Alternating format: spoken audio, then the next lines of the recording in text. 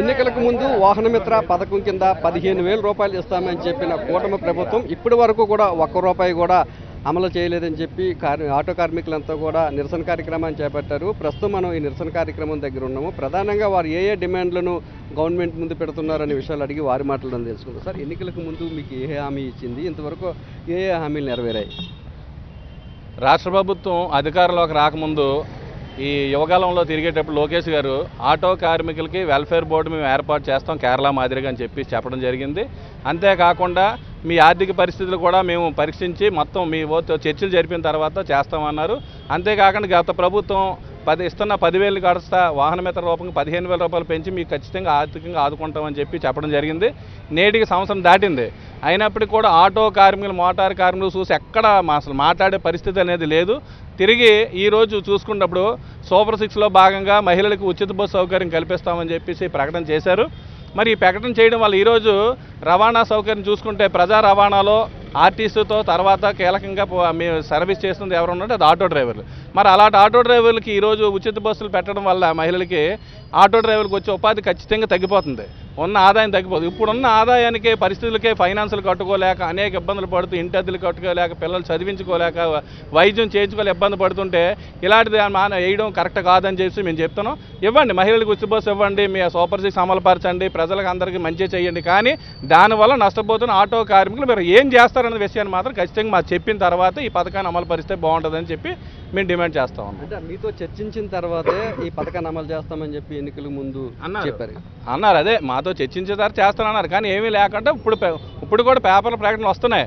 Auto డ్రైవర్లకి ఏదో చేస్తాం, ఏం చేస్తారో చెప్పండి, ఏదో చేస్తాం, ఏం చేస్తారని చెప్పాలి కదా. ఏం చేస్తారో చెప్పకుండా అలా పాత పథకాన్ని 10,000 రూపాయలు ఇస్తుంది దాన్ని తీసుకొచ్చి మీకు 15,000 రూపాయలు నేను ఇస్తున్నానని చెప్పి ప్రకటన చేస్తే అది ఉపయోగం లేదని చెప్పి మా అభిప్రాయం. ఎందుకంటే అప్పుడు గత ప్రభుత్వంలో ఎటువంటి కండిషన్ లేవు, ఈ మహిళలకు ఉచిత బస్సులు లేవు, ఆర్థికంగా మాకు ఇబ్బంది లేదు. కానీ మాకు ఫిట్నెస్ నిమిత్తం కానీ లేకపోతే బ్రేక్ చేయించుకోవడానికి కానీ అలాగే ఆటో డ్రైవర్కి మెకానిక్ ఛార్జీలు ఉపయోగపడతాయని చేసి 10,000 ఇచ్చేవారు. కానీ ఈరోజు అవన్నీ పక్కకు తీసి మళ్ళీ దాన్ని ఆపి మళ్ళీ దాన్నే ఇచ్చి అదే మనకు ఉపకారం చేసినట్టు మాట్లాడడం కరెక్ట్ కాదు. ఖచ్చితంగా దీనివల్ల ఆటో కార్మికులు ఆర్థికంగా ఇబ్బంది పడదు. దానికి ఏం చేస్తారో గవర్నమెంట్ తెలియపరచాలి. మీ జీవనోపాధి ఏమైనా కోల్పోతుందని మీరు అనుకుంటున్నారా ఉచిత బస్సు ప్రయాణం వల్ల? ఉచిత బస్సు వలన జీవనోపాధి అంటే ఇప్పుడు ఆటో డ్రైవరు బతుకుదెరువు అంతా కూడా ఆటో మీద ఆధారపడి ఉంటుందండి.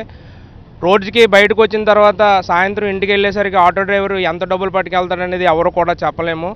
దయదాక్షిణ్యం ఒకరోజు 200, ఒకరోజు 300, ఒకరోజు 400 మనం కరెక్ట్గా ఏది చెప్పలేము. కాబట్టి ఈరోజు ఆ 200, 300 కూడా సంపాదించుకోవడానికి ఆటో డ్రైవర్ నడ్డి విరిసే విధానంగా ఇవాళ మహిళా శక్తి అనే ఒక స్కీమ్ తెచ్చి ఉచిత బస్సు అంటే మహిళలకు ఉచిత బస్సు అని ప్రవేశపెట్టడం ఈ గవర్నమెంట్ చేస్తుంది. కాబట్టి దాన్ని తక్షణం ఆపొద్దని మేము చెప్పము. మహిళలకు మీరు న్యాయం చేయండి. అలాగే మా ఆటో డ్రైవర్లు మా వెనకాల మమ్మల్ని నమ్ముకొని మా భార్య పిల్లలు నలుగురు మేము పోషించుకొని ఆటో మీదే పోషించుకోవాలి. కాబట్టి మాకు న్యాయం చేసిన తర్వాత మీరు ఏ నిర్ణయం తీసుకున్నా కూడా మాకు అభ్యంతరం లేదు. కాబట్టి ముందు మాకు ఏంటనేది సమాధానం చెప్పి మా ఆటో డ్రైవర్ యొక్క పరిస్థితి ఏంటి, మేము ఎలాగైతే మీరు గత ప్రభుత్వం ఎలాగైతే 4 సంవత్సరాలు మాకు ఎలాగైతే వాహనమిత్ర అందించిందో అదేవిధంగా మీరు కూడా మాకు న్యాయం చేసి ఈ సంవత్సరం నుంచి ప్రత్యేకంగా మాకు ఆటో డ్రైవర్లకి మాకు ఏంటనేది సబ్సిడీ మీద పెట్రోల్ కూడా సబ్సిడీ కూడా లేదు. అలాగే వేరే గవర్నమెంట్ మన ఇప్పుడు వేరే రాష్ట్రాలు చూసుకుంటే చాలా దిక్కుల మా సిఐటిఓ యూనియన్ ఉన్న నా అన్ని దగ్గర కూడా సబ్సిడీ మీద పెట్రోల్ ఇస్తున్నారు. అలాగే సబ్సిడీ మీద మాకు కూడా పెట్రోల్ ఇవ్వాలి ఆటో డ్రైవర్లకి. ఆటో డ్రైవర్ అనేది ఒక సురక్షితమైన గమ్యానికి చేర్చే ఒక డ్రైవరు. అందు మా బతుకునే ప్రాణంగా పెట్టి మేము రోడ్డు మీదకి వచ్చి ఈరోజు ఆటో తిప్పుతున్నామంటే మా పిల్లలు మా భార్య పిల్లలు మేము పోషించుకోవాలంటే మాకు న్యాయం జరగాలంటే మా తక్షణం మాకు ఆటో డ్రైవర్లకి న్యాయం చేసిన తర్వాత మీరు ఏదైనా పెట్టుకోండి అని మేము చెప్తున్నాం. వాహనమిత్ర ఇవ్వకపోవడం వల్ల ముఖ్యంగా ఆటో డ్రైవర్లకి ఎలాంటి నష్టం జరిగింది? ముఖ్యంగా ఆటో డ్రైవర్లకి వాహనమిత్ర ఇవ్వకపోవడం వల్ల ఇబ్బందులు ఉన్నాయి. చాలా ఫిట్నెస్లు పెరిగిపోతున్నాయి. ఈ వాహనమిత్ర గత ప్రభుత్వం ఏంటంటే వాహనమిత్ర ఇచ్చింది ఏ రకమైన కండిషన్లు లేవు, ఫిట్నెస్ చేయించుకోండి, ఇన్సూరెన్స్ కట్టుకోండి అని ప్రతి డ్రైవర్కి కూడా 10,000 రూపాయలు 4 సంవత్సరాల పాటు ఇచ్చింది. కానీ ఈ ప్రభుత్వం వచ్చిన తర్వాత మహిళలకు ఉచిత బస్సు పెట్టి మా నడ్డి విరుస్తుంది. లక్షల మంది ఆటోల మీదే బతుకుతున్నాం, ఉపాధి కల్పిస్తున్నాం. మాకు ఉద్యోగాలు లేవు. మాకు ఉద్యోగాలు లేకపోయింది కాక మేము స్వయం ఉపాధి కల్పించుకుంటే మాకు నడ్డి విరుస్తుంది. ఈ తక్షణమే మాకు ప్రకటించిన తర్వాత ఈ మహిళలకు ఉచిత బస్సు ప్రకటించుకోమని సిఐటి తరఫున మేము డిమాండ్ చేస్తున్నాం. మీడియా మిత్రులకి అలాగే తోటి ఆటో కార్మిక సోదరులకు కూడా తెలియజేయనిది ఏంటంటే రేపు ఆగస్టు 15 దేశవ్యాప్తంగా స్వతంత్రం వేడుకలు జరుగుతున్నాయి. దాంట్లో మన లక్షల మంది ఆటో డ్రైవర్ని బాధపట్టే పథకం అంటే మన ఆటో డ్రైవర్లకి చాలా కష్టమైన పథకం పెట్టారు. ఈ బస్సులు ఉచిత బస్సు సౌకర్యం బస్సులు వేయండి కానీ మేము వ్యతిరేకం కాదు. కానీ ఆటో డ్రైవర్లకి ఏదో రూపంలో ఆదుకుంటా ఉన్నారు కానీ చీఫ్ మినిస్టర్ గాను కానీ ఏం చెప్పట్లేదు. అది ఇస్తాం ఇది ఇస్తాం అంటున్నారు కానీ ఫుల్గా చెప్పట్లేదు. అలాగే సుమారు 3 లక్షల మంది అంటే వెనకాతల కుటుంబంకి నలుగురు చొప్పున వేసుకున్నా సరే 12 లక్షల మందిని బాధ పెడుతున్నట్టు పాత లాస్ట్ సీఎం గారు జగన్ గారు మరి చెప్పినట్టే ప్రతి నెల ఏ కండిషన్లు లేకుండా 15,000 రూపాయలు ప్రతి సంవత్సరం జూన్లో వేసేవారు.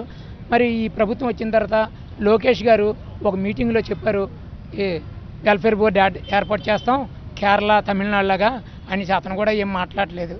మరి దీనివల్ల చాలా ప్రాబ్లమ్స్ ఎదుర్కోవాల్సి ఉంటుంది. అలాగే రాబోయే రోజులు ఇంకొక సంవత్సరంలో మెట్రో కూడా ఇంచుమించు కాంట్రాక్ట్ స్టార్ట్ అయిపోయింది. ఏది తవ్వడాలు అయ్యి కోట్ల మీద మరి అయ్యి వస్తే మనమే కాదు మన తర్వాత వచ్చిన ఆటో డ్రైవర్లు కూడా చాలా ఇబ్బంది పడతారు. దానివల్ల ఏది మేము వ్యతిరేకం కాదు రావచ్చు కానీ ఆటో డ్రైవర్లకి ఏదో చూపించి అప్పుడు రావాల్సిందిగా కోరుతున్నాం. అయితే ఉచిత బస్సు ప్రయాణానికి తాము వ్యతిరేకం కాదని ఆటో డ్రైవర్లుగా తమకు జీవనోపాధి కల్పించిన తర్వాతే ఉచిత బస్సు ప్రయాణాన్ని అమలు చేయాలని చెప్పి ఆటో డ్రైవర్లంతా కూడా డిమాండ్ చేస్తున్నారు. ఎన్నికలకు ముందు 15,000 వాహనమిత్ర పథకం ద్వారా అమలు చేస్తామని కూడా హామీ ఇచ్చారు. ఆ హామీని కూడా ఇప్పటి వరకు అమలు చేయలేదని అలాగే రాయితీ మీద కూడా పెట్రోళ్లు ఆటో డ్రైవర్లకు అందించాలని ఎన్నికలకు ముందు ఏవైతే హామీలు ఇచ్చారో ఆ హామీలన్నింటినీ కూడా అమలు చేయాలని చెప్పి ఆటో డ్రైవర్లు అంతా కోరుకుంటారు. కెమెరామెన్ శంకర్తో నాయుడు, విశాఖపట్నం.